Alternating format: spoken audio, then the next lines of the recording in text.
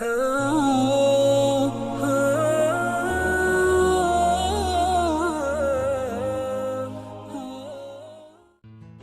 ke masjid mau subuh dia tambah, saya doa minta pendamping hidup dia. Baik, boleh nggak menyebutkan orangnya? Boleh, tidak ada larangan. Tidak ada larangan. Kalau antum ingin mohon kepada Allah kemudian meminta, silahkan.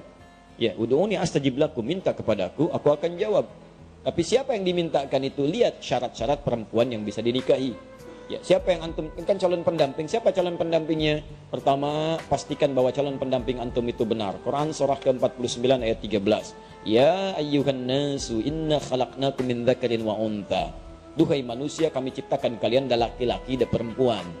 Wa ja'alnakum syu'uban wa qabaila lita'arafu. Kami jadikan kalian mungkin beda tempat tinggal, beda kabilah, beda suku, beda mungkin RT, RW, kecamatan sampai beda negara. Lita'arafu, supaya saling mengenal. Dengan ta'aruf itu mengetahui, menjalinlah kemudian hubungan kasih sampai ke pernikahan. Tapi siapa yang menikah? Zakar dan unta. Tidak ada zakar dengan zakar atau unta dengan unta. Jadi kalau antum laki-laki, pastikan yang dimohonkan pada Allah pasangan antum perempuan. Itu kaidah pertama. Kalau antum perempuan, minta kepada Allah pasangannya laki-laki. Jelas ya? Jadi nggak ada istilahnya laki-laki, ya Allah, anugerahkan aku si dia, ya Allah. Mohon, ya Allah. Saya Asep, mohon jadikan Andi pasangan saya. Sudah menyalahi. Nggak mungkin dikabul antum. Paham ya? Baik, jadi ingat. Manusia itu cuma dua. Kalau bukan laki-laki, perempuan. Bagaimana Ustadz kalau perempuan pengen jadi laki-laki, laki-laki pengen jadi perempuan? Itu artinya dia sedang keluar dari fitrah kemanusiaannya. Paham? Setiap makhluk Allah berpasangan. Quran surah ke-51 ayat ke-49. Wa min kulli syai'in khalaqna zawjaini la'allakum tadhakkarun. Ya, semua hal makhluk kata Allah saya ciptakan berpasangan supaya kamu sadar, cuman saya yang tidak punya pasangan. Saya Esa, saya Allah, saya nggak punya pasangan. Semua makhluk saya ciptakan berpasangan. Ya, laki-laki, perempuan, bahkan hewan ada jantan, ada betina, bahkan tumbuhan ada putik, ada benang sari. Putik gak bisa sendirian, benang sari gak bisa sendirian. Ya, sama juga dengan jantan, ada betinanya. Silahkan cek oleh antum, kemarin baru Idul Adha, ada jantan, ada betina. Silahkan cek, antum pernah menemukan kambing homo? Atau sapi lesbi misalnya? Gak pernah antum temukan. Pak, ini diskon Pak 5%, kenapa? Homo kambingnya. Gak ada yang begitu.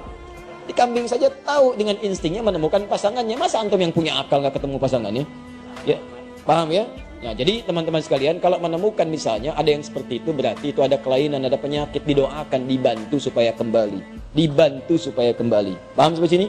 Itu syarat yang pertama, pastikan tuh laki-laki kalau perempuan yang minta. Pastikan perempuan kalau laki-laki yang minta. Yang kedua, teman-teman sekalian, pastikan bahwa niat untuk menikah itu meniatkan untuk ibadah. Ini mempercepat pengabulan. Niatkan untuk ibadah. Makanya ketika menyebutkan ayat nikah, kalimatnya langsung pada ayat penggunaannya. Ada ayat, itu diterjemahkan, mushaf terjemah dengan tanda. Padahal bukan sekedar tanda. Tanda itu dalam bahasa Arab bisa alamah. Alamah itu tanda, diserap ke dalam bahasa Indonesia jadi alamat. Alamat. Apa itu alamat? Tanda yang mendekatkan pada tujuan. Di mana alamat Masjid Nur Said? Di sana, begitu tahu alamatnya, semakin dekat ke tujuan, mudah menjangkaunya. Nah, kalau antum ingin mendekat kepada Allah, ada tandanya. Tanda yang mendekatkan antum kepada Allah disebut dengan ayat, namanya ayat, tanda yang mendekatkan diri kepada Allah. Isi Al-Quran disebut dengan ayat. Kenapa disebut dengan ayat? Karena setiap antum baca Al-Quran, lebih dekat keadaan antum dengan Allah. Ya, Quran misalnya surah ke-8, ya Al-Anfal ayat kedua. Innamal mu'minuna alladzina idza dzukirallahu wajilat qulubuhum wa idza tuliyat 'alaihim ayatuhu zadatuhum imana wa 'ala rabbihim yatawakkalun. Sungguh orang-orang beriman itu kalau disebut nama Allah ada getaran dalam jiwanya. Ada hal yang berbeda.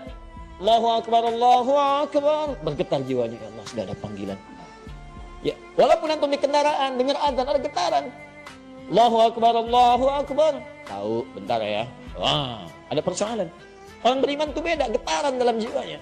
Wa idza tuliyat 'alaihim ayatu, kalau dibacakan sama dia ayat-ayat Allah, zadatum imana, ya, bertambah keimanannya. Wa 'ala rabbihim yatawakkalun, ada sandaran yang kuat kepada Rabbnya. Nyandar, ada ketenangan dalam jiwanya. Itu ayat. Makanya isi Quran disebut ayat. Salat itu ayat, mendekatkan kita dengan Allah. Makanya ketika antum menunaikan salat ada ketenangan di dalam jiwa. Gak percaya silahkan, ya. Antum masuk tempat sholat, musola, masjid, tempatnya aja udah tenang. Puncak tempat sholat itu di Baitul Haram, Ka'bah, Masjidil Haram. Itu puncaknya, kiblatnya di situ. Ketika Allah menyebutkan pertama kali Ka'bah, sebagai tempat untuk pusat ibadah, disandingkan ketenangan di dalamnya. Quran surah kedua ayat 125, paling kanan pertengahan. Ya. Wa idz ja'alna al-baita mathabatan lin-nasi wa amna. Dan ingat, pelajari, dalami ketika kami jadikan al-bait Ka'bah tempat pusat ibadah bagi manusia dan tempat yang menenangkan. Jadi kalau antum punya masalah seberat apapun di depan Ka'bah, tiba-tiba bisa mengalir air mata, lupa dengan masalah, tenang aja. Gak percaya silahkan mendekat. Saya bermohon pada Allah, semoga yang belum bisa disegerakan insya Allah haji ataupun umrah, ya. Dan tidak cukup dengan amin, nabung. Siapin, banyakin doa. Sama, tempat sholat ini masjid musola lebih jauh, makanya antum masuk masjid lebih tenang. Bahkan dibanding rumah sendiri, silahkan cek beda rasanya. Lain masuk rumah biasa-biasa, masuk masjid baru masuk rumah Allah. Begitu kaki kanan masuk, Allah maftah ya wa rahmatik, tiba-tiba enak, ada ketenangan yang beda. Salat 2 rakaat tahiyatul masjid. Duduk merapat sebentar, ya dekat AC, saking tenangnya plak tidur. Nah, nikah sama. Nikah itu awal ayatnya disebut ayat. Silahkan Quran surah 30 ayat 21. Wa min ayatihi. Di antara tanda-tanda yang mendekatkan seseorang kepada Allah. An khalaqalakum min anfusikum azwaja. Kami jadikan setiap diri itu bisa berpasangan untuk menikah. Di niat nikah itu pertama kali bukan hanya memadukan rasa rindu, memadu kasih, ya menyatukan dua insan yang saling ingin bersatu. Bukan cuma itu, niat sesungguhnya itu ibadah. Jadi kalau antum ingin dipercepat oleh Allah pengabulan doanya, niatkan untuk ibadah. Ya Allah, pasamkan aku dengan dia ya Allah, supaya aku bisa juga menghafal Quran seperti dirinya yang sudah hafal Al-Quran. Ya Allah, jika memang engkau berkehendak dengan penyatuan ini, jadikan kami ya Allah pasangan yang selalu senantiasa menunaikan sholat kepadamu, menjaga dalam kebaikan, menjauhi maksiat. Kami ingin menjadi pasangan yang diabadikan olehmu sampai ke surga ya Rabb. Indah. Jadi begitu antum minta kepentingan untuk ibadah, maka Allah akan jaga itu dan mempercepat kemuliaan-kemuliaannya. Disatukan dengan yang terbaik antum. Makanya kalau ada yang sudah berumah tangga sampai sekarang, belasan puluhan tahun, tapi dengan rumah tangganya belum dekat dengan Allah, pasti ada yang salah dalam rumah tangganya. Ya, paham sampai sini? Baik, makanya sekarang ini saya lihat banyak perubahan-perubahan. Orang mau menikah, maharnya itu sudah pakai bacaan Quran tambahan. Aku mau menikah, tapi kamu hafalkan dulu surat Ar-Rahman ya. Masya Allah. Saya kalau menghadiri tausiah pernikahan, sekarang bacain Ar-Rahman. Calon suaminya tuh bukan baca pakai mushaf, hafalannya. Masya Allah, sudah ada hal-hal yang baik sekarang ini. Ya, nanti kalau bapak punya anak perempuan, datang ke rumah, suruh tes bacaan Qurannya. Ya. Adik siapa? Saya Anas pak, baca surat An-Nas. Baca. Masya Allah, baca, dengerin tuh. Makhrajnya bagus. Kalau belum bagus, latihan dulu.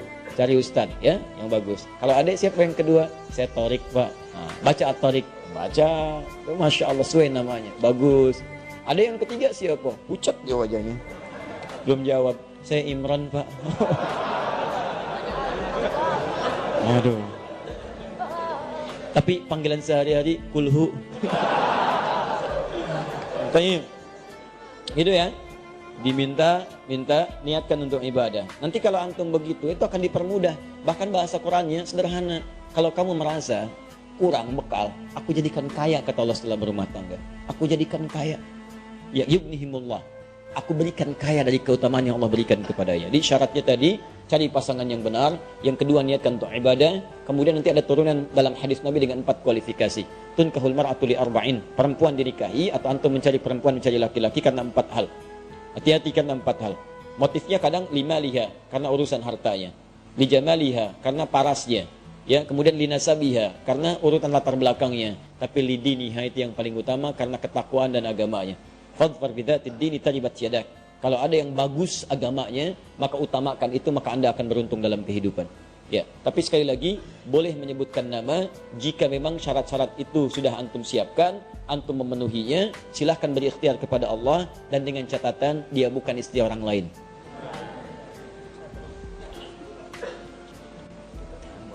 Ya Allah, kalau memang dia jauh, dekatkan. Kalau dia sudah bersama dengan orang lain, pisahkan dulu ya Allah. Itu nggak boleh. Ya, nggak boleh seperti itu.